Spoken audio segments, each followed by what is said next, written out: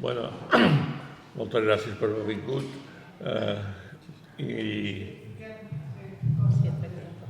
i bueno, les fundacions de Mascaró aquest any han començat un cicle de conferències que li diuen, converses per futur o alguna cosa així. Sí, perquè per passat està ja basta el que i bueno, han fet distintes, n'han fet per ara dues que han dedicat a temes internacionals, no? Intentar explicar com és possible que una persona com en Trump guanyi les eleccions i coses d'aquestes, no? I també una altra era amb la Unió Europea i el retrocés del model europeu, que també és...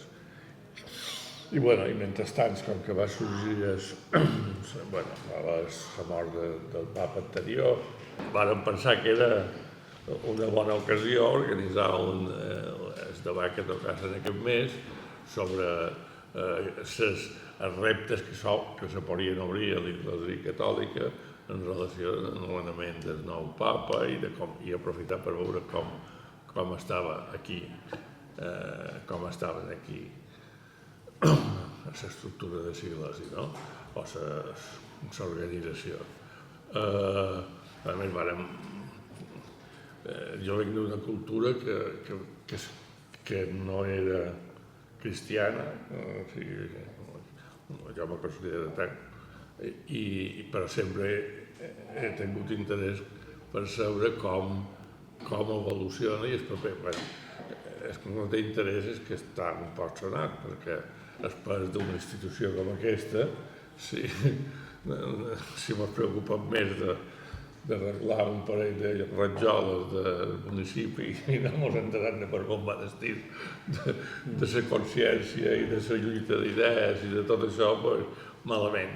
I en aquella època hi havia estic parlant del final del franquisme, des de les opcions d'esquerra que hi havia en aquell moment, jo militava en el Partit Comunista, era una tradició que hi havia punts de l'ordre del dia que se deia a les reunions per parlar d'aquest tema i per analitzar i si aquell bisbe havia dit no sé què i si la correlació de forces, no sabíem la correlació de forces dins del Consell Episcopal, no sabíem tal, perquè clar, no era el mateix.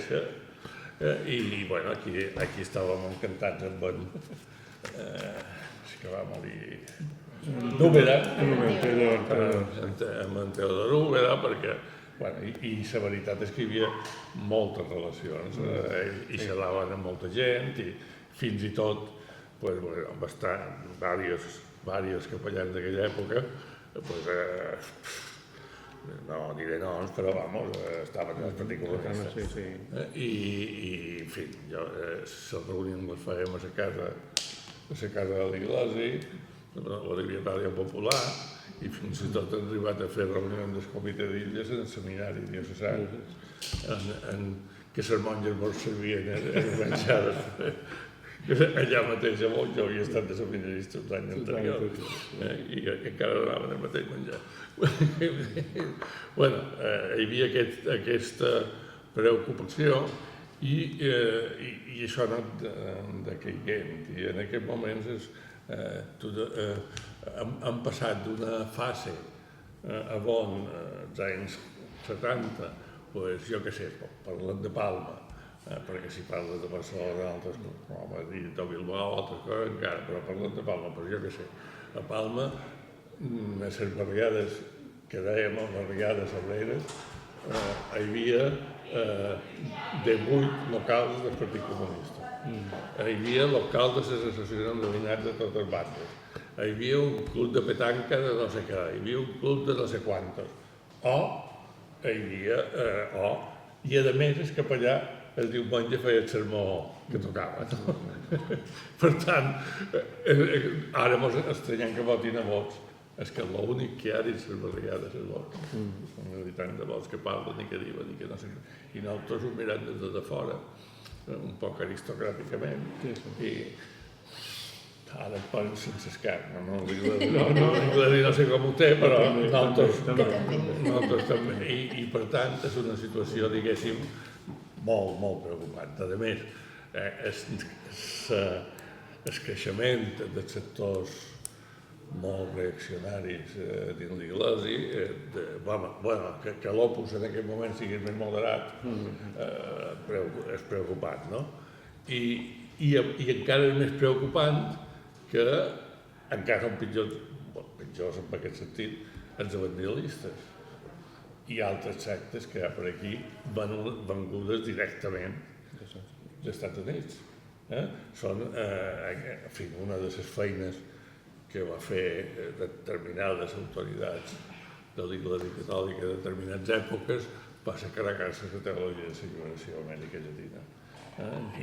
I a més, inclús, no sé si ho sabien, però el resultat no és que se carregaven la teologia de la religió, se carregaven el cristianisme, perquè han estat substituïts per evangelistes i per altres. Si haguessin dit, bueno, ara en ve, són un poc menys rojos i tal, però no, és que no, s'han estimat més, en fi, aquella escena del papa Joan Pau XXIII, Joan Pau II, sí, aquesta era el pobre. Sí, en Ernesto Cardenal, en fi, estàvem en èpoques on hi havia Camilo Torres, que era guerriller, i ell capellà, en fi, estàvem en una altra època, no? Però sobretot ho deia perquè hi havia coneixement. En aquest moment hi ha un desconeixement molt gros, a més quan vam decidir fer això, vaig telefonar a en Biel Pérez, que és el nostre amic, que ha col·laborat molt d'anys amb nosaltres, però que ara ja estava molt i tal, i començava fa 10 anys o 12 anys, si digues, bueno, qui podria de l'Iglésia escriure un article a la revista que tenim? Bueno, doncs nosaltres tenim articles de bastant de gent, o entrevistes, fem una entrevista cada número, que la fem Pep Alegre i en Biel Pérez, i encara ara, quan ja costava, el millor és que nosaltres encara cada vegada ens aïllem més, però costava saber on podies trobar aquest perfil. Per tant, és que jo crec que és una mancança molt grossa que no se tingui en compte aquest element a l'hora d'analitzar la situació sociològica, política i de tot tipus, i sobretot entendre que si volem influir dins la societat i dins la gent treballadora en general, però dins la societat en general, no ho poden fer només per les xarxes socials. Ho poden fer alguns, però nosaltres no. Hi ha que mirar de cara a la gent, hi ha que tenir... Si tenim a Soc Bodera, fulana, bueno, doncs n'hi ha li telefona. No pot dir com ha acabat aquesta cosa i tal. Ara me diuen, qui hem de cridar a Soc Bodera? Doncs no ho sé. Aquest és un poc... I davant d'aquesta situació ja no m'enroll perquè pareix que no he organitzat certa pressió però a mi m'interessa, he llegit els 2 llibres damunt del Vaticà aquest que era el corresponsal de TV3. Sí, Vicenç. Sí. Romero. No, Vicenç... Estem igual tots, Se nota, se mitja. Vicenç, sí. Vicenç, però... Sí, bueno. I bueno, que no de vegades i moltes coses, en fi, i és un tema que en aquest moment, doncs això, mos agradaria aprofitar i encara que sigui per... I mos agradaria, ja li vaig dir a en Sebastià, veure quines són les perspectives dins l'Iglésia de cara al futur, amb els reptes més importants que té, el tema de la dona, el tema de, en fi, totes aquestes coses que tots sabem, i quines, i també de cara a la societat. O sigui, bueno, està molt bé que el papa, aquest senyor nou, fa referència als primers discursos a Pau i a de Gaza, està molt bé, però això no, que com exacte, cap a on anirà. I aquesta és un poc l'idea, no? Per tant, jo agraeixo la presència del Sebastià Serra i de Mercè, que també en el cas de la Mercè me van dir que estàs en el sí. Només consell. Això del sí Nadal a mi no era de la meva època, però la gent totes les notícies de la mort del Papa, he entès que hi ha un procés que pareix que s'assembla també a aquests processos de debat d'altres bandes i mos agradaria que mos explicassis. Sí. Molt bé, doncs Sebastià, és la paraula. Bé, bones tardes. Gràcies, Miquel, gràcies, Lila, per convidar-nos en aquestes converses constructives de futur. El nom m'ha encantat, de converses constructives, de diàleg i això. Jo me permetreu 5 minuts que expliqui el que és Justícia i Pau, perquè Justícia i Pau va ser una realitat, va desaparèixer i ara intentant que torni a funcionar, no? I faré 5 minuts de lo que és. Justícia i Pau neix l'any 67, és a dir, a partir del Concili Vaticà II i sobretot sota l'impuls d'en Pau VI. Un poc que deia que des de fora el llenguatge d'aquell temps no se salva el món, és a dir, s'ha d'estar dins el món, no? I per tant crea el que se deia el Pontifici Consell de Justícia i Pau. Això va ser l'any 67 i és una entitat cristiana en la missió de promoure, defensar drets humans, justícia social, pau, solidaritat i cura de la natura, ja en aquell moment. I ho feia a través d'estudi, sensibilització i acció. Això comença a nivell de 67, a nivell d'Espanya tot d'una se crea ja Justícia i Pau a nivell de Madrid, de Barcelona. Aquí, fins a l'any 74, en Carmel Bonin i en Tomeu Bennassa proposen en el bisbe Teodor crear Justícia i Pau. I de diu que sí, que endavant, que creïn un grup promotor per fer els estatuts, per això. I quan veus qui formava aquest grup promotor, dius, carai, quin nivell, perquè hi havia en Francesc de Borja Moll, en Climent Guerau, en Miquel Alanyà, en Fèlix Pons i en Tomeu Bennassa, Joan Vidal, Miquel Morell, tota una gent amb potència que fa. A l'any 75 ja comencen a fer coses sense ser oficial, encara no s'ha oficialitzat, no s'ha presentat, i el 77 ja contacten en Catalunya, on allà en aquell moment hi ha Arcadi Oliveres, que fa això, i fins al març del 80 no s'aproven els estatuts i se dona ja el sus definitiu. Després, si voleu, es debat perquè aquest retard potser té coses a veure amb una cosa que has dit tu. Ja en parlareu. I l'any 2005 se va celebrar el 25 anys de funcionament. I de fet se va fer una revista de comunicació dels 25 anys on és molt interessant llegir tot el que havia fet Justícia i Pau, que va ser molt i bo. Vull dir que van haver presidents, en aquell moment han estat en Carmel Bonin, en Juret Suárez i en Pere Ballester, no? Però després, ja manca de relleu, malalties i tot això, Justícia i Pau deixa de funcionar i l'any 2021 el bisbe Sebastià me proposa tornar-ho a posar en marxa perquè ell tenia molt d'interès, perquè ell havia estat bisbe acompanyant de Justícia i Pau a nivell nacional i volia tenir aquí que funcionés i se va posar a tornar en marxa. Això és un poc de resum d'això.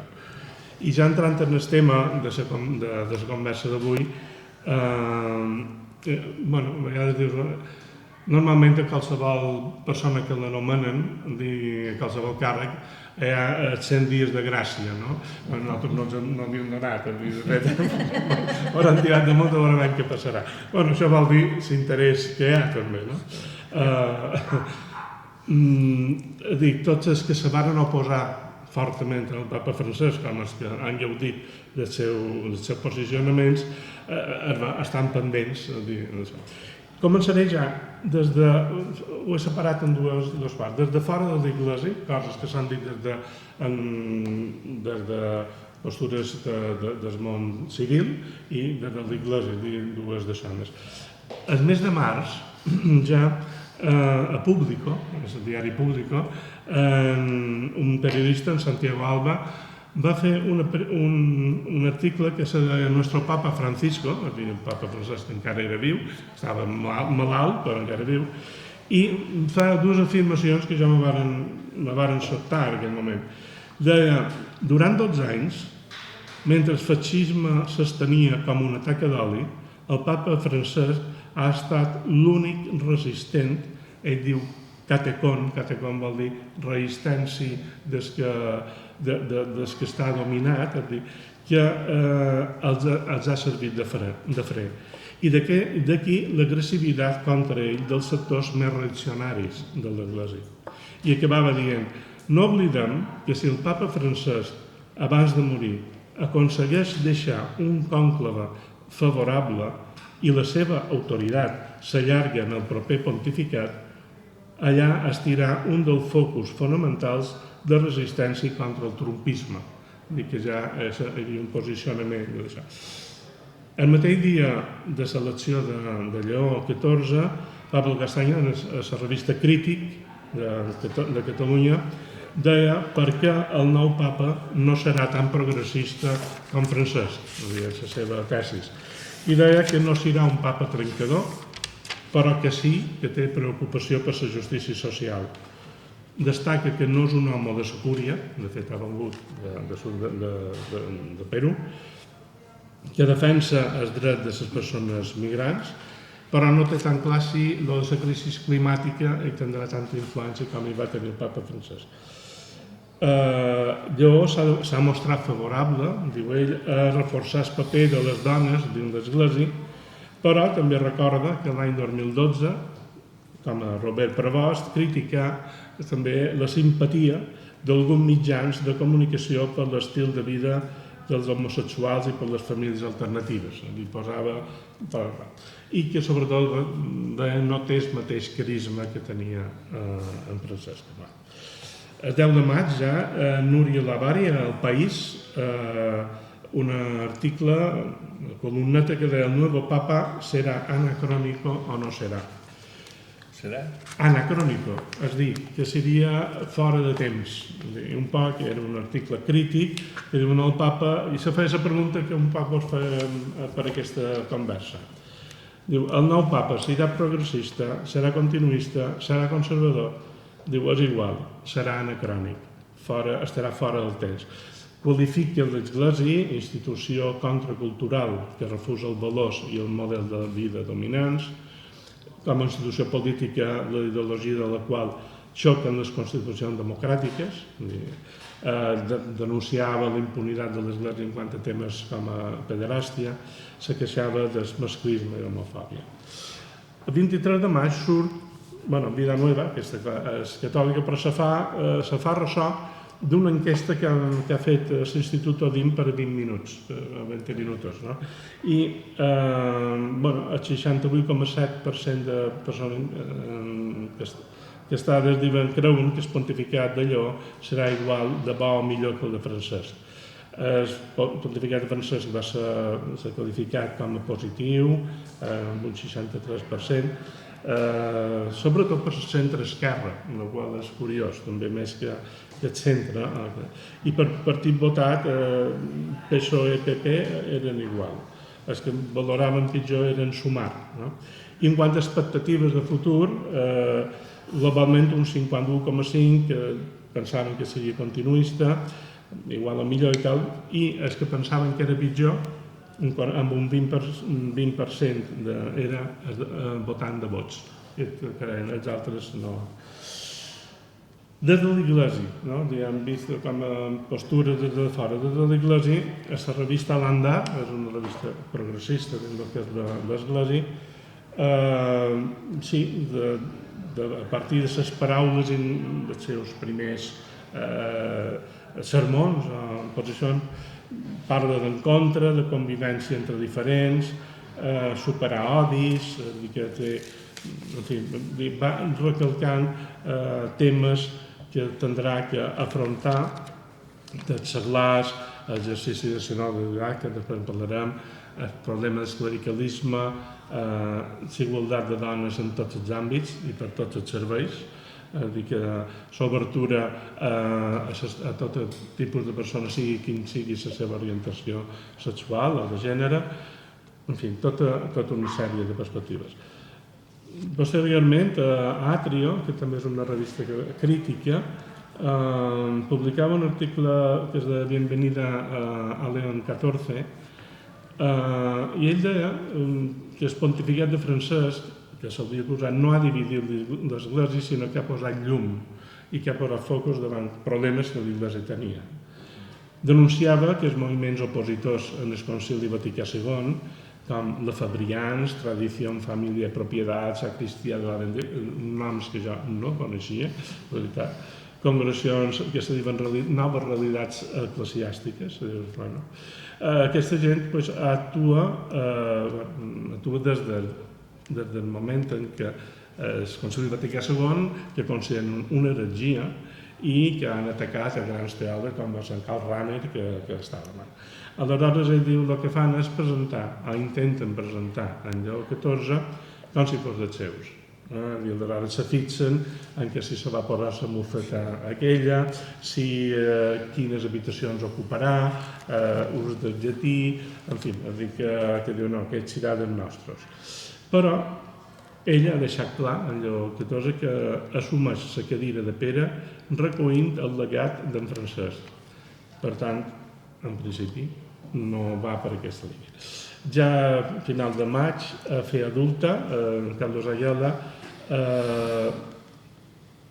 destaca el missatge que va donar en Lleó XIV davant el col·legi cardenalici, ja una vegada escollit i que ja entronitzat, que se diu, perquè és una paraula llegíssima, però han entronitzat, i els va demanar als cardenals adhesió plena en el Concili Vaticà II, la qual és una cosa. I, a més, els va dir que el Concili Vaticà II havia estat magistralment actualitzat pel papa Francesc en les seves encícliques o exhortacions d'Evangelii Gaudium, on atacava fortament el capitalisme, per dir-ho clar. Aleshores, és un posicionament, en principi, sembla que aniria en la mateixa línia. Posteriorment, religió digital, també José Manuel Vidal torna a parlar del que haurà de fer, canviar el dret canònic, les inclusions, això són problemes que haurà de fer.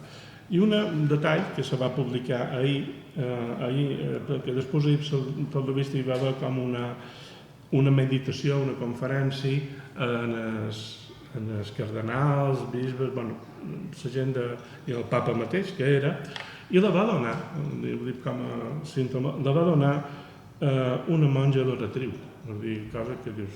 I a la foto és ben curiós, quan veus tot aquell purpurats, i una monja tota sola allà xerrant. La monja ens va dir: avui correm el risc de viure en la nostàlgia d'un passat que ja no existeix, que ens du a un tradicionalisme sovint desconnectat del present, o a córrer cap a un futur que encara no existeix i que caim en un futurisme il·lusori incapaç d'oferir solucions reals als problemes del present.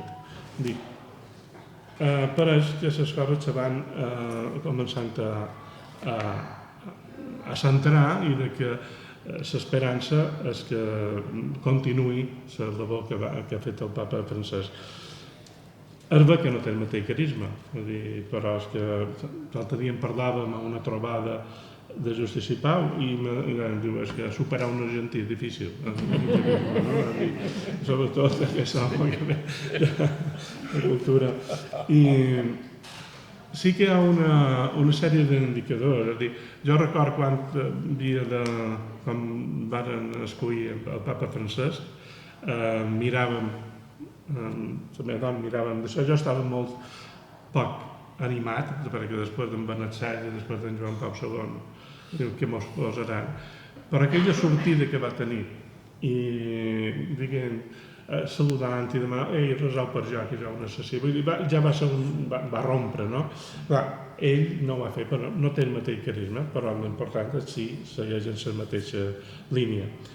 De fet, hi ha una dada, i és que des de fa, no sé, 5 mesos, dissabtes, en Prevost anava al Vaticà i se reunia amb en Francesc abans que hi hagués conclave. Per tant, vol dir que anàvem preparant. Jo suposo que hi ha tota una preparació de com ha de continuar això, de la qual també et fa estar en això. I una altra cosa que me fa ser optimista, i és que aquests 12 anys del pontificat de Francesc han estat molt productius. És a dir, des dels escrits, des de l'Evangeli Gaudium, però Laudato Si, una altra, o la Fratelli Tutti, que calcula que és l'escrit teològic més important dels darrers segles. És a dir, que ha produït cosa. I això que sempre se l'ha acusat de que no tenia categoria teològica, com podia tenir d'això. Però ha fet accions significatives i ha creat, que també parlarem després, institucions que crec que donaran continuïtat i que no se poden desmuntar, així com així. Bé. Jo soc la Mercè Bujosa, soc regidora d'Esquerra Oberta a Bunyora, és una cosa que duc amb molt d'orgull, igual que he estat consellera portaveu de més en el Consell de Mallorca. I vos dic això perquè això va ser el primer que li vaig dir al senyor Vic Verdier, que em va telefonar per proposar-me fer la part del Consell Diocesà de Pastoral. Li vaig dir, Sebastià, tu saps qui som, saps com som i saps que no me callo. I m'ha dit, per això t'ho vull en el Consell Diocesà.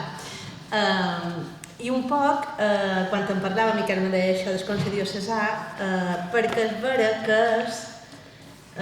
Jo qui me coneix sap que som optimista per naturalesa, per tant no vos contaré les misèries que hi ha per darrere, que com per tot hi són, però sí que és vera que penso que el Consell Diocesà de Pastoral és una eina positiva, molt positiva. És un consell que la seva feina és assessorar el Bisbe de Mallorca i el formen capellans, el formen diaques, religiosos i religioses, però sobretot el formen laics. És un espai d'obertura total. Tinc una Carlota que comparteix espai amb jo i sap que és un espai on mai se mos ha privat de dir el que pensam. És cert que jo sempre dic el mateix. Un espai preciós que estem dominant els laics perquè precisament els capellans són els que no volen sentir el que nosaltres diem en aquest Consell de Pastoral, no? I per tant, però sí que és un espai que no podem perdre i que és un espai en el que jo com a persona que m'he mostrat molt crítica en segons quins temes d'Iglesi, penso que és precisament un espai on s'hi ha de fer feina i no s'ha d'abandonar, perquè quan tenim espais o hi ha cletxes que mos hem de foraficar, hi hem de ser. I com deia Miquel, les persones d'esquerra, clarament progressistes, i jo crec que hem complert el perfil, hi hem de ser en aquests espais, perquè si no, uns altres se'n fan part. Per tant, això és el mateix posicionament que me va dur a estudiar teologia. Soc una persona que està estudiant ciència religiosa, ja acabant, ja faig assignatures de la llicenciatura de teologia, perquè precisament me mou això. Perquè sóc una persona que tinc unes creences, tinc la meva religió, però intento tenir un peu posat en el món real. I per tant, vull defugir d'aquella església estancada, ancorada, que no té solucions per reptes d'avui en dia. Com us deia, el Consell Diocesà, la nostra feina és aquesta, bàsicament. És acompanyant el bisbe a l'hora de treure conclusions pràctiques que ens orientin a l'hora de dirigir l'Església de Mallorca i de poder pautar reptes per l'Església de Mallorca. En aquest cas, hem fet feina durant aquests 3 anys passats amb el Pla Pastoral Diocesà, que el que ens ha marcat és unes noves maneres de fer de l'Església de Mallorca. Hem prioritzat uns espais de feina i és el que marca un poc la feina que farem. Això és la feina que feim com a Consell Diocesà de Pastoral. Això ens ha solepat amb una situació sobrevenguda de l'Església Universal, que era el sínode de la sinodalitat. El papa Francesc decreta un sínode en el 2021 que a la gent de Mallorca no li estranya, perquè molta gent recordava com un bon moment de l'Església de Mallorca el sínode que ja va fer entre el 97 i el 99 a la Bisbe Teodor, que va marcar nous espais, que va democratitzar espais i que a més va marcar les fites o les pautes per el que després el bisbe Sebastià ha volgut recuperar, com era en aquest Consell Diocesà de Pastoral, on ella hi té com a bisbe 6 persones que elegeix directament i ell ha pogut començar a fer aquestes llistes cremallera. 3 homes, 3 dones. Jo vaig tenir la sort de ser una d'aquestes dones que el bisbe va escollir, però igualment en els seus consells propis, és a dir, el Consell Presbiteral, evidentment, tots són capellans, per tant, no hi havia cabuda per dones, però en el seu Consell Assessor sí, ja comença a marcar un Consell Assessor marcat per capellans, però també per laics, i la representació de 6 laics, en 3 homes i 3 dones. Per tant, sí que, gràcies a aquell fruit del sínode del Teodor i les ganes de recuperació del bisbe Sebastià, se posa damunt la taula una obertura que sí que a nivell d'Església de Mallorca se comença a notar. Arriba això, arriba el sínode que des de Roma ens marquen i la veritat és que la primera sorpresa del papa Francesc quan presenta el sínode és que fa un sínode totalment a l'inversa. Els sínodes que sempre s'havien fet sortien de les necessitats pautades i marcades per el sínode de bisbes. Era el sínode de bisbes a Roma, que triava de què es parlarem en aquest sínode, evidentment marcat pel papa, però eren ells qui treien les temàtiques que ens havien de preocupar. El papa Francesc ho gira i diu no, aquesta vegada no ho farem així, ho farem a l'enrevés.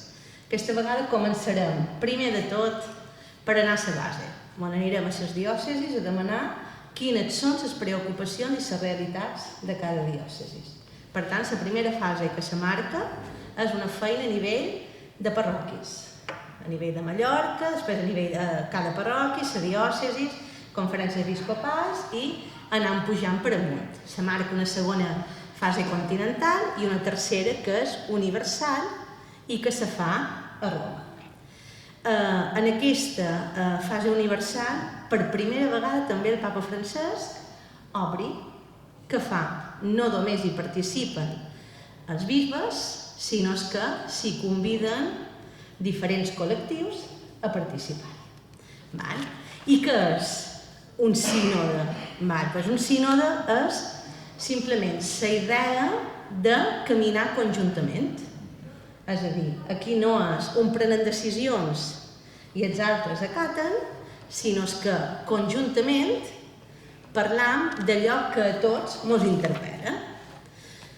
Podríem dir que, ara ja teològicament, estrictament parlant, tots els cristians i totes les cristianes tenim en comú el do de l'Esperit Sant per fet de sabatians. I de lo important és això. És igual la vocació de cada un. Uns seran capellans, uns seran laics, uns altres... Això és igual. Lo important és que tot el que ens unifica és que la nostra condició de batiats. Per tant, ningú és més que un altre a l'hora de fer o donar una opinió. I això és un camí que hàbilment marca el papa Francesc, que jo crec que el tenia molt ben pensat dins el cap i que hàbilment, coses del destí o de l'Esperit Sant, el cardenal Prevost és qui dirigeix el sínode. El cardenal Prevost és el prefecte del dicasteri dels bisbes. Per tant, això ja ens encamina cap a veure que el camí que ha begut cardenal Prevost sent cardenal Prevost és el de la sinodalitat. Per això jo crec que molt fàcilment serà etiquetat de un papa sinodal per aquesta qüestió. Què és el sínode? Realment és fer una visió més democràtica de l'Església. Per tant, és realment un moment il·lusionant. Jo penso que tant internament de l'Església com externament. Internament, bàsicament per aquesta participació més democràtica de tots, sobretot perquè dona un paper molt més important en els laics. Això vol dir que se mos permet, perquè jo crec que el laic per naturalesa és implicat, se mos permet poder-nos implicar de veres i que a més du també a un canvi d'estructures. Jo crec que una de les coses apassionants que ha obert aquest sínode és que per primera vegada s'ha escrit damunt paper que s'han de canviar estructures, que han quedat ancorats en un passat que ja no ens serveix. Cap a de fora, el procés de sinodalitat evidentment ha marcat i ha mostrat que un cristià no pot viure tancat a dins una habitació amb 4 parets de cotó. Un cristià és una persona que està en el món i, per tant, ha de tenir diàleg amb altres creences religioses, ha de tenir relació amb persones allunyades de la fe, però que comparteixen una mateixa estima a la humanitat, per tant, s'ha de reforçar tot això, que són persones en contacte amb el món cultural, social, polític i econòmic, que a més feien part de moviments populars i socials, per tant, també hi hem de fer la nostra estada, i que són persones que podem ser part de col·lectius vulnerables o que fem feina en col·lectius més vulnerables o que ens sentim a prop d'aquelles persones més desfavorides. Una cosa que a mi me va agradar del papa Lleó, una de les seves primeres declaracions enfront a tot això. Jo que som d'aquelles que sempre entenc a l'altre, jo som creient, però entenc perfectament a la persona que no ho és, va dir: abans de ser creients, estem cridats a ser humans. Aquesta frase també ja marca molt quin és el seu posicionament. Que ha marcat ell com a punts importants en les seves primeres trobades que ha tingut tant en el món de la comunicació com amb altres, en els seus companys Agustí. Molta gent sí que ha dit que bàsicament ell creu en una església missionera, evidentment la seva experiència com a missioner al Perú, la sinodalitat, l'escolta dels fidels, el servei a l'últim, en el més vulnerable, i el diàleg amb el món. Una església que no fa orelles sordes a les realitats. I també recorda ell molt sovint les paraules del papa Francesc, que és abandonar el còmode criteri pastoral de sempre s'ha fet així i animar a una nova recerca comunitària. Per tant, el papa Lleó serà continuista del papa Francesc? Sí.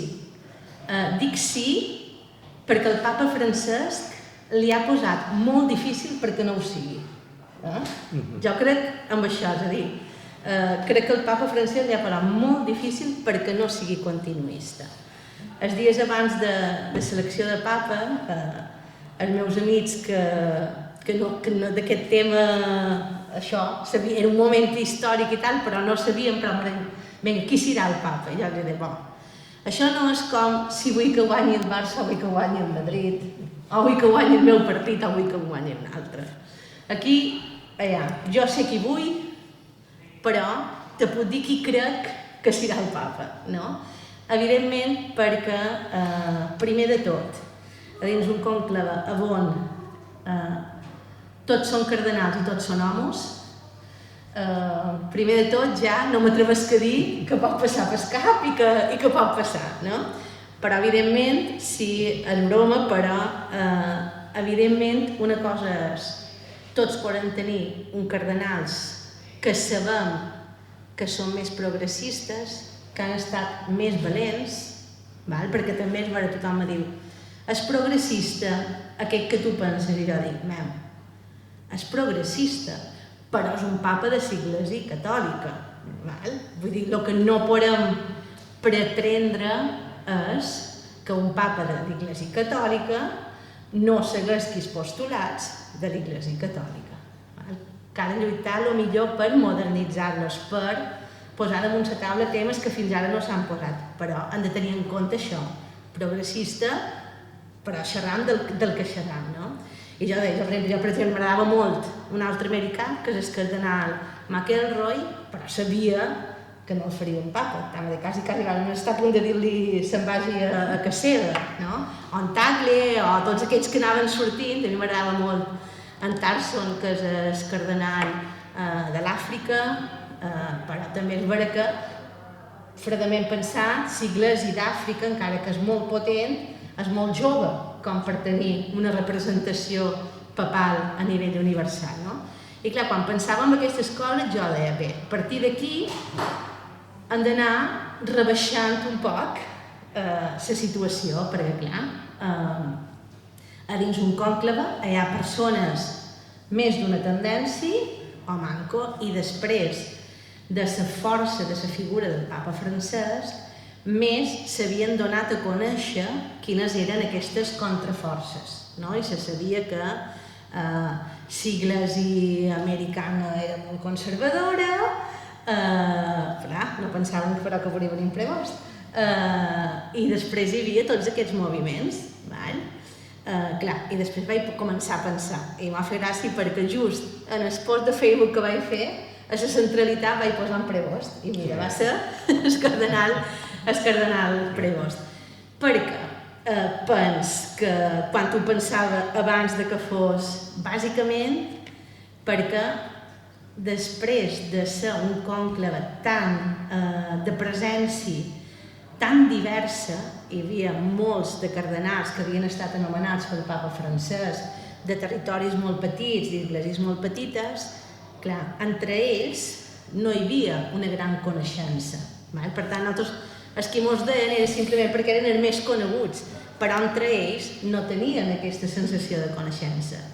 Qui hi havia aquí que podia ser? Bueno, doncs sí, una persona que els havia tractat a tots, que era el cardenal Prevost, que per la seva situació d'haver ordenat i duit el debat de sínode de bisbes, era una persona que tothom havia tingut la possibilitat de conèixer i conèixer el seu tarannà. I crec que és una cosa que va influir bastant a que fos la persona escollida. Com vos deia, jo crec que aquí qui acaba d'emmarcar la figura d'en Lleó XIV és el papa Francesc. És a dir, una cosa és el cardenal Prevost, i el cardenal Prevost a l'estela o a llum del papa Francesc haurà de ser en Lleó XIV. I haurà d'assumir tot una manera de fer, tot una estela marcada, tot un camí iniciat, que crec que ell era una persona molt òptima per agafar aquest relleu i aquest testimoni just per aquesta relació tan estreta com el d'en Sebastià, de que se reunien i pareixia que estaven preparant un poc l'acompanyament. De les coses, jo soc poca amiga de la conferència episcopal, per no dir molt poca amiga, i un dels missatges que me va agradar també va ser això, que va dir que dins el procés sinodal, això quan era encara presidia el dicasteri de bisbes, va dir dins el procés sinodal, allà on s'haurà de fer més feina és a les conferències episcopals perquè entenguin el que vol dir la paraula conferència. I això ja va fer que que me caigués bé, aquest home, no? I davant la pregunta, és un papa progressista? Ja us he dit, entengué el que és progressista. Jo crec que sí, que ho serà, i crec, el dia després, que és una anècdota que m'ha fet molta gràcia, perquè per xarxes socials segueix una sèrie de capellans, sobretot de Madrid, capellans a dins una esfera molt retro, els típics capellans, la bandereta espanyola de vora i aquest tipus de capellans. I tots, que són 6 o 7, que a més són com a molt amics tots, el dia després varen posar la foto que s'havien fet amb el cardenal Robert Sara, que era el d'Àfrica, però retro, com diguem aquest. És a dir, una persona, un capellà que quasi, vull dir, sé que va posar fotos que ha anat a manifestacions fetes per vots, te venia a dir, abans que aquest, jo que som racista, abans que aquest, m'estim més un negre retro. Vull dir, per tant, jo no sé si serà progre, però que els hi va tocar nassos. Que fossin pregós, segur que sí, no? I ja ho has dit, jo que som optimista per naturalesa, són aquelles coses que dius, no han tan malament, no? I, evidentment, no han passat els 100 dies i la veritat és que els reptes que han quedat oberts són molts. Jo pensava un poc, evidentment, en les pugnes internes que hi ha. Haurà de ser una persona que haurà de fer feina amb aquest equilibri entre aquests espais més tradicionalistes i més reformistes. Aquí ja hi ha tot el tema del celibat, del matrimoni homosexual, hi ha molt de temes oberts, aquí s'haurà de fer molta feina. En el tema de la pederàstia haurà de seguir fent passes més fermes, per tant, aquí s'haurà d'encarregar sobretot de que hi hagi molta transparència en aquests processos. Les reformes internes del Vaticà, perquè sobretot en temes de corrupció financera el papa Francesc va ser valent i va començar a marcar una nova manera de gestionar els recursos, per tant haurà de seguir amb aquest espai. La realitat de la crisi de fe a Occident que xoca en les que hi ha en el sud global, mentre a Europa i als Estats Units la secularització, les marxes forçades i la pèrdua de fidels de cada dia, a Àfrica, Àsia i Amèrica Llatina hi ha un creixement de lo que és el seguiment. Per tant, haurà de cercar també equilibris en tot això. I el paper de la dona. Jo penso que el paper de la dona, el sínode de la sinodalitat ja va obrir en un primer moment a través de la gràcia del papa Francesc per participar-hi.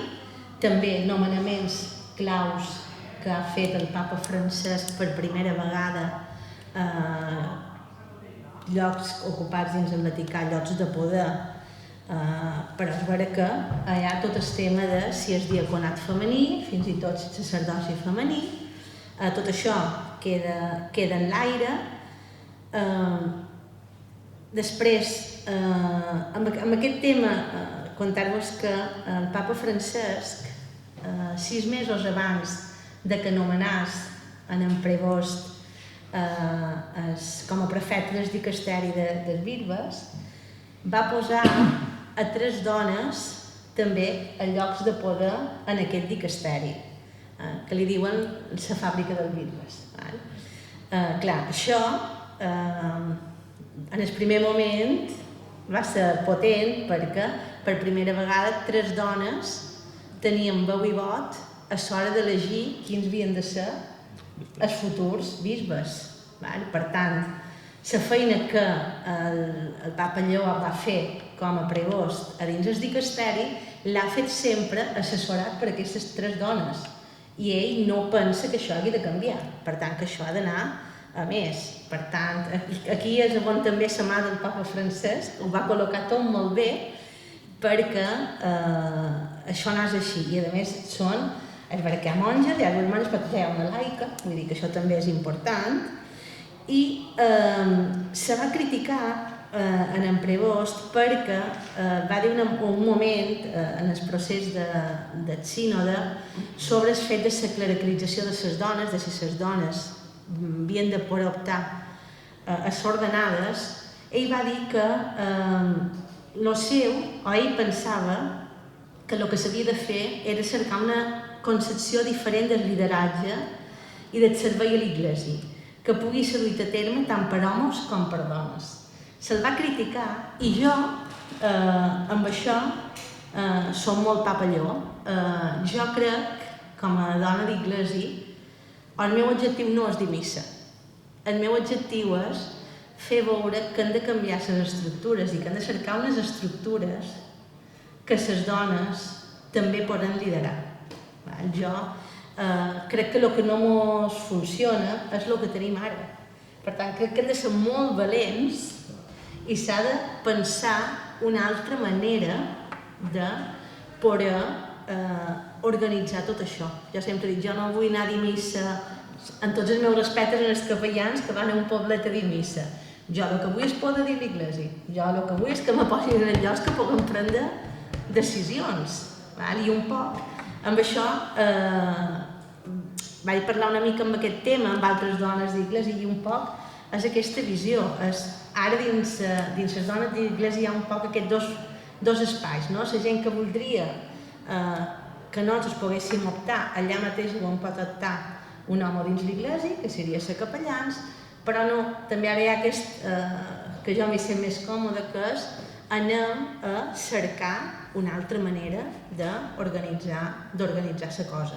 Des del meu, supos que jo, des del meu concepte de laica, que no tinc intenció d'abandonar ni el meu estil de vida, per a fer aquest pas. Obries sobre el col·lectiu LGTBI.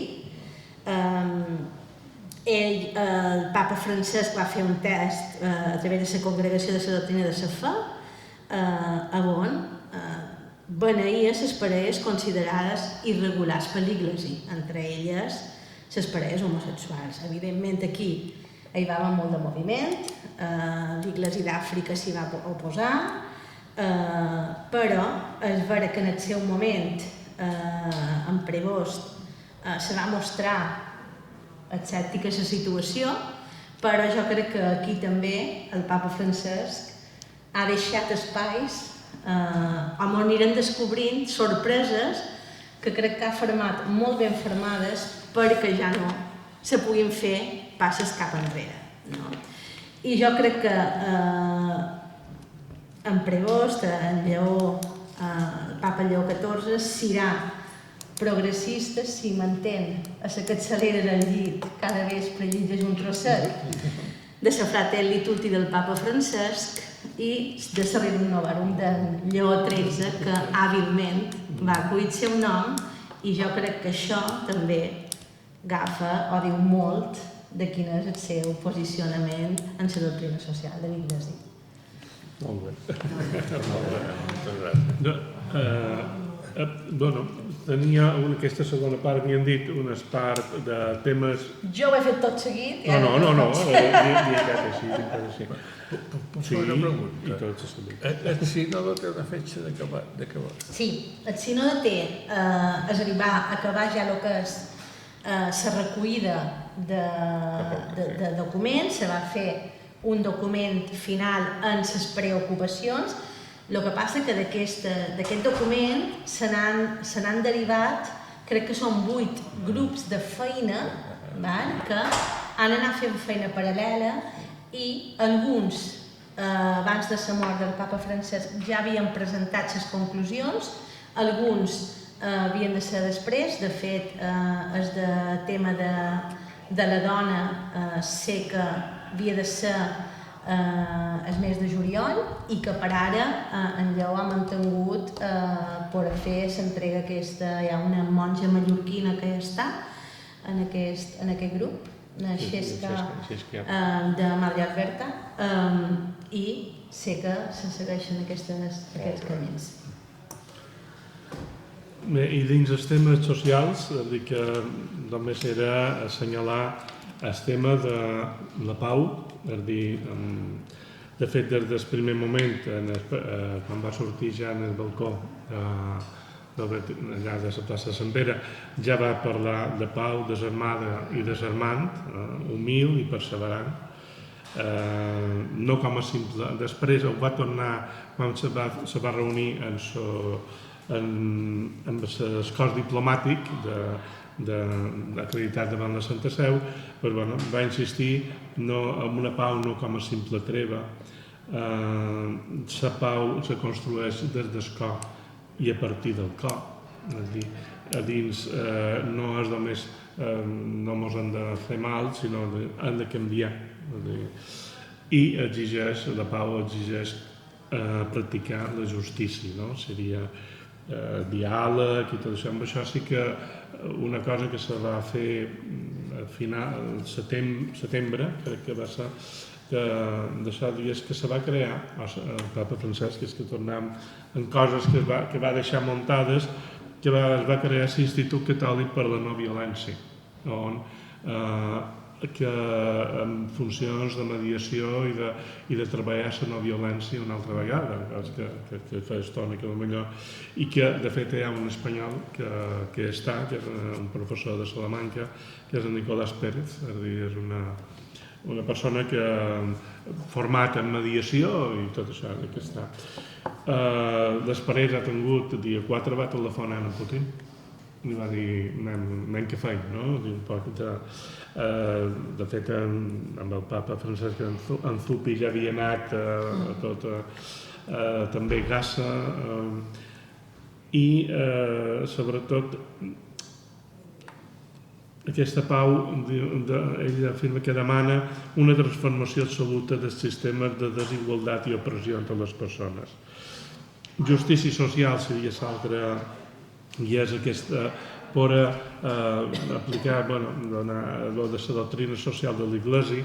Es veu que la doctrina social de l'Església per ja té un problema, i és que el llenguatge és molt clerical, molt religiós, i a vegades és mal de fer d'això.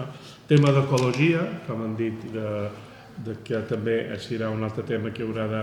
Però que des de la Laudato Si s'han creat nombroses institucions que treballen en l'ecologia. Des del moviment Laudato Si, la majoria de diòcesis tenen delegació d'ecologia, aquí tenim una, a altres llocs no hi ha delegació però està dins Justícia i Pau, és a dir, que el tema de l'ecologia és present, i treballar conjuntament també, perquè se va crear quan va sortir 10 anys, si vau fer 8 anys, se va crear una aliança d'entitats d'església que començava per aquí, que era enllaçats per la justícia, com fer Càritas, Justícia i Pau, Mans Unides, i era, en Sirà, el primer lema, el primer que va treballar va ser si cuides el planeta, treballes per la justícia. I això, hi ha molt de moviments a nivell de tot el món que estan treballant l'ecologia. El tema de l'economia, també en aquest camp, per setembre, se va constituir la Fundació Economia de Francesc. L'Economia de Francesc, amb l'objectiu de donar vida i concreció al somni de canviar l'economia actual i donar una ànima a l'economia del demà. Sobretot economistes, gent jove, i l'altre tema de migracions, seria ben actual, no? Aleshores, en aquest sentit, ell sí que té molta experiència perquè Perú va haver de fer d'això. I amb això sí que, llegint en Alberto Ares, que és el director del Servei Jesuïta de Refugiats d'Europa, un poc avala que podrà tenir una bona trajectòria amb aquest tema. I, per tant, sí, pensant que hem de ser optimistes, i jo voldria recalcar també aquest esperit i el manco de justícia i pau el tenim molt clar, i és estar colze en colze. Qualcú deia que Joan XXIII havia dit a tots els homes de bona voluntat. El papa Francesc va fer amb el Laudato Si, que deia a tots els homes i dones, vull dir que a tothom se posava. Aleshores, cadascú des de les seves creences, de les seves conviccions, però aquest món l'haurem de canviar de qualque manera, perquè si no el món canviarà, el món està canviant. I crec que d'això, jo, com a exemple, nosaltres com a Justícia i Pau estem a dins la plataforma Mallorca per la Pau i on hi ha tothom, pràcticament. I hem estat benvinguts, jo crec que, per tant, l'important és treballar per la pau, i ja està amb això. I crec que sí, que seria un poc això, que seria continuista i amb esperança que hi hagi més seguiment, no? Més d'això. Jo, en quant a el paper de la dona, jo seria a lo millor més exigent. Jo crec que, efectivament, la dona, no totes les dones voldran ser capellana, o tenir sacerdoci, però manca que tinguin la possibilitat de ser-ho. Que no sigui... De fet, hi ha una anècdota, la tenia recollida per aquí, d'una monja, que no trobaré perquè crec que val la pena llegir, que és una monja de Brasil, que la monja que decía abuelo en el Francesc. I és d'això que li diu... Ara la cercaré. Sí, és la hermana Laura Vicuña Pereira Manso, de la Maçònia, i se diu la religiosa indígena que llamó abuelo al Papa Francisco. Y le va a demanar, ¿usted ha sentido el llamado de Dios para ser sacerdote? Después de la obvia respuesta, sí, he sentido esta llamada. Ella replanteó la pregunta. ¿Se imagina que le negaran el sacerdocio porque sea varón? És una qüestió de dignitat, no? I per tant, jo crec que no ha donat la passa definitiva, un diaconat ordenat, per un problema de por a que hi hagi un sisme. La veritat és que això necessitarà molt més. Necessitarà posar molt d'oli en aquest sentit, estic d'acord. Crec que hem xerrat molt. Sí. Si no l'altra intervenció...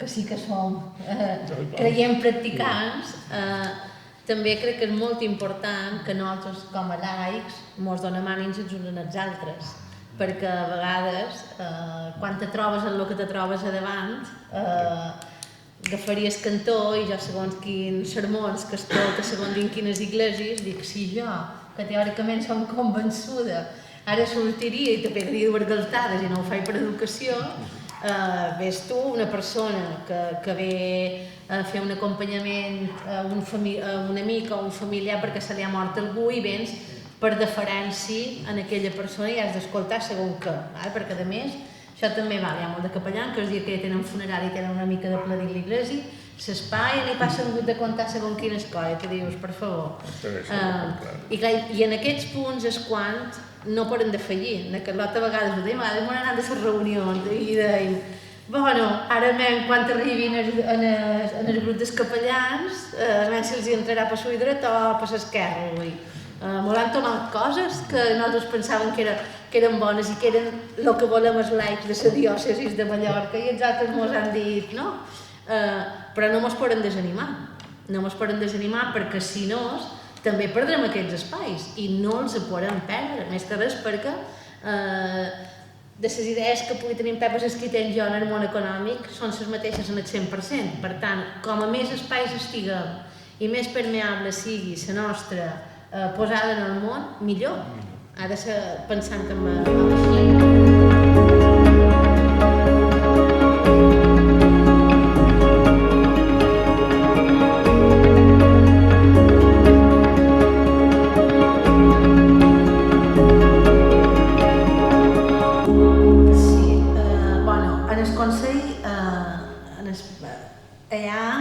representació de tots els arxiprestats.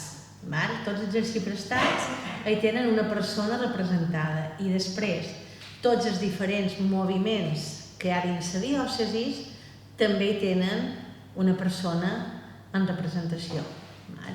Persones migrants, nouvingudes com a tals, si n'hi ha alguna que hi participa és com a representació d'aquests espais. Sí que és vera, a la diòcesi, a part d'això que tu deies, sí que, però això és un fenomen que passa a tot Espanya i jo crec que va molt lligat a la situació política, sí que és vera que hi ha hagut augment de col·lectius cristians més retros i que han trobat el seu espai i la complicitat de certs capellans a Palma i a Mallorca. Això sí que és, però s'intenta tenir de qualque manera una mica controlat. No se diu no, però s'intenta tenir una mica...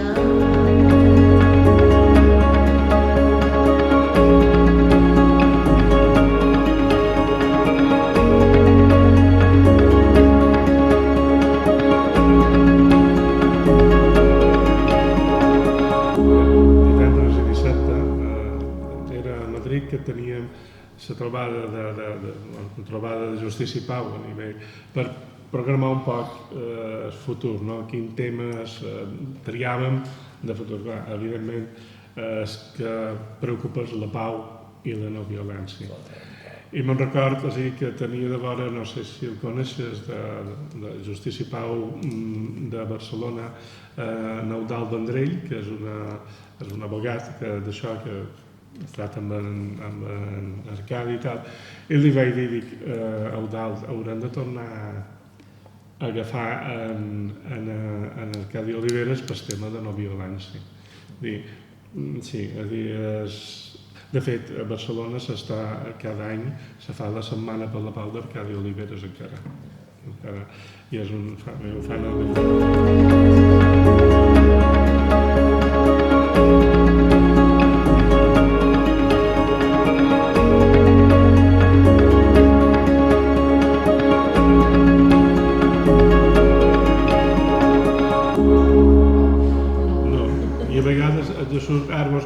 conta una anècdota, i és que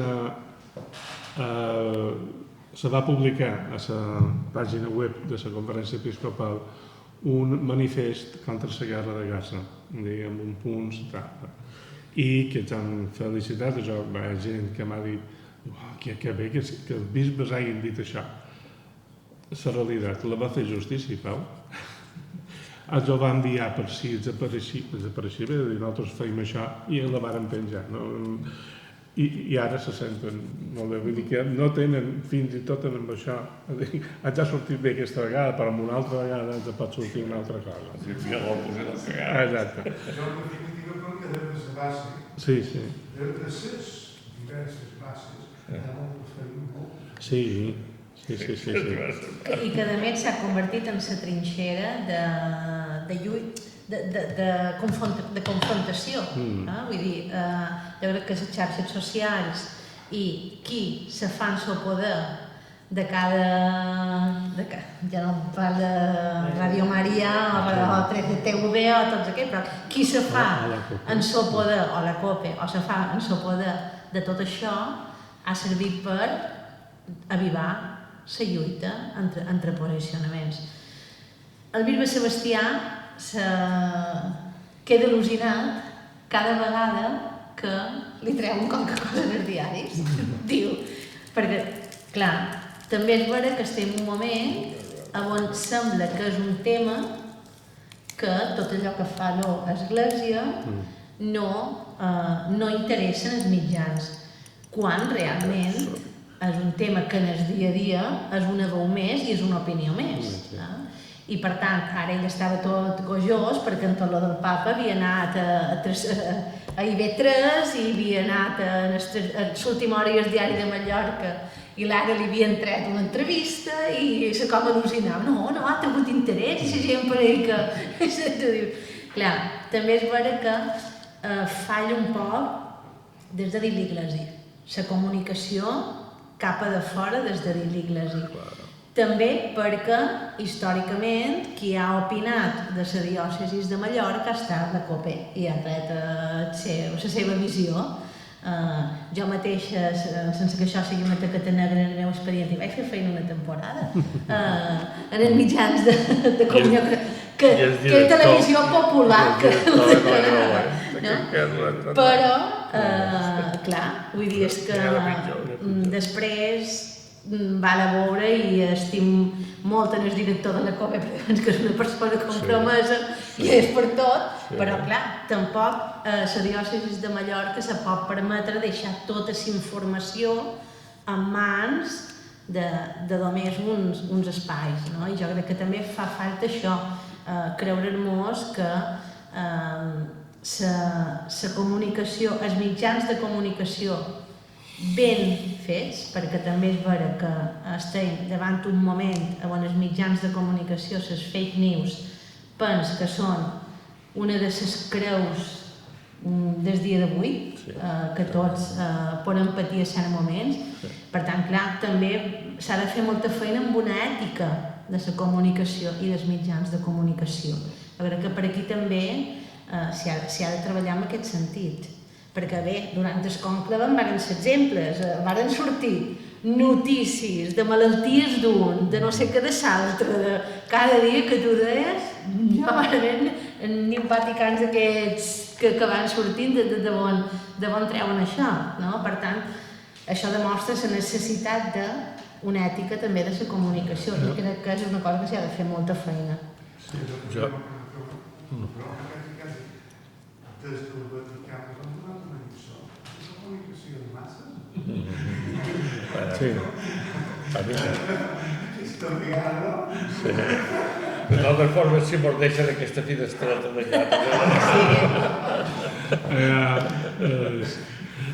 jo recordava que per desembre van tenir la setmana social de l'Església.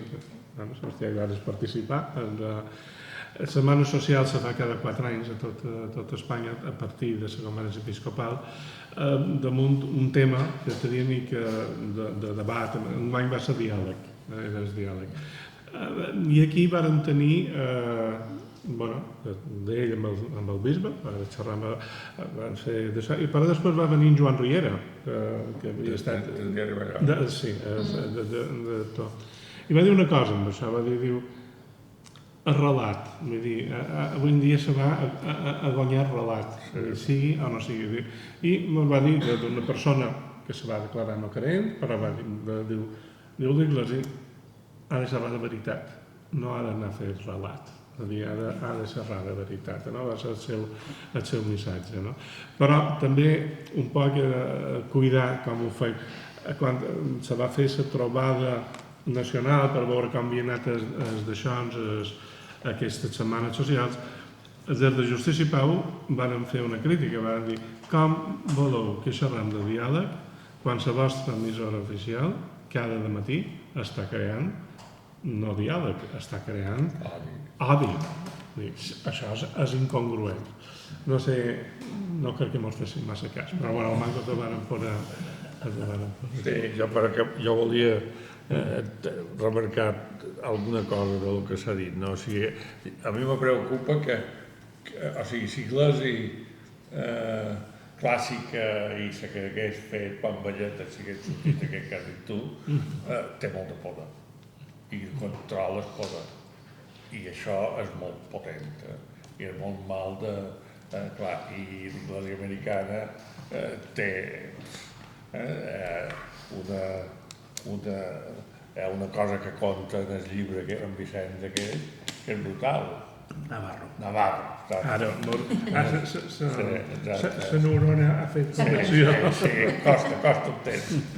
I doncs plantejava com des de l'Església americana i des de els milionaris aquells que apoyen en Trump i companyia s'havia creat una espècie d'institució, un lobby, per fer un dossier de tots els cardenals perquè quan arribés el conclave, si algú que tenia veleïdal li traien allà el dossier. O sigui, brutal, no? I nosaltres estem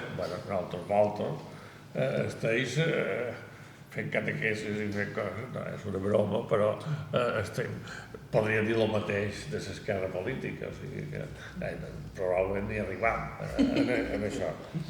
Per tant, aquest és el drama, no jugaven a la mateixa divisió i, a més, inclús és pitjor.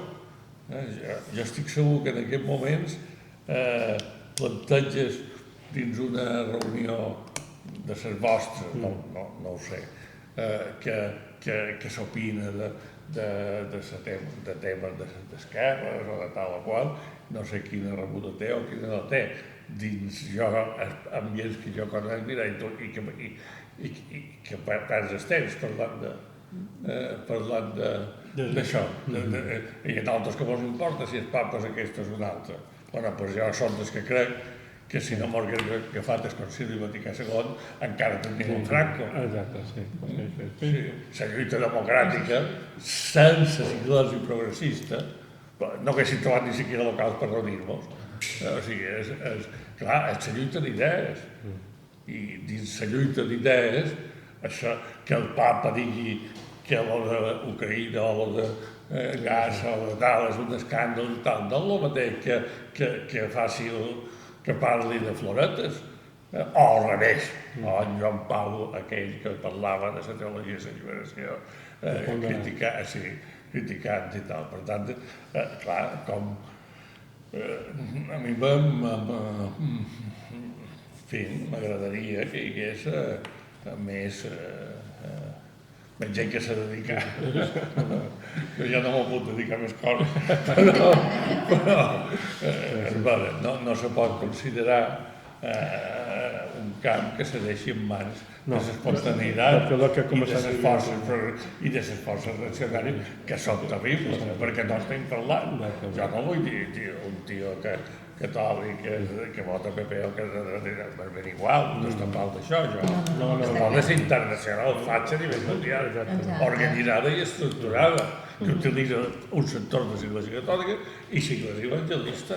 I nosaltres dèiem, això són dois. No. Bueno, si és... Te volia dir, t'he dit que hi havia un tema, te'l deixaré per final, perquè ho dic entre la història de quan se va crear Justícia i Pau aquí, tu deies, no, les reunions del Partit Comunista de feien a casa de l'Iglésia i tot això. Recordeu que el 74 se proposa fer la Justícia i Pau a Mallorca i fins al 80 no s'aprova. Aquí, en aquesta història, en Carmel explica per què. Diu, ho posa a peu de pàgina, fa una nota i diu: va ser Fèlix Pons, un dels participants en les reunions preparatòries de Casa d'Església, qui l'any 79 m'informà dels motius del bisbe per no erigir abans Justícia i Pau de Mallorca. Segons informacions que el temps de mostrar equivocades, havia temut que Justícia i Pau s'empràs com a plataforma del Partit Comunista. Si volgués inventar... el qual intentava infiltrar-se en sectors progressistes.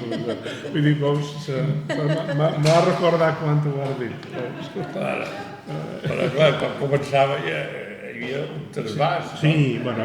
El cura Paco de Comissió sobre com ha fet mítings per allà i portant piquets de la construcció. Vam radicar, bueno, ja se solia. Eren uns anys difícils. Sí, molt bé.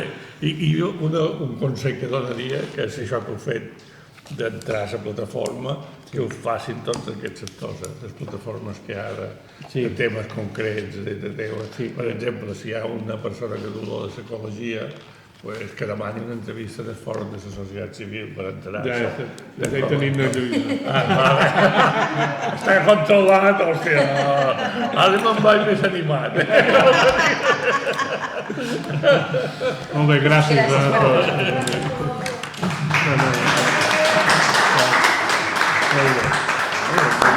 bé.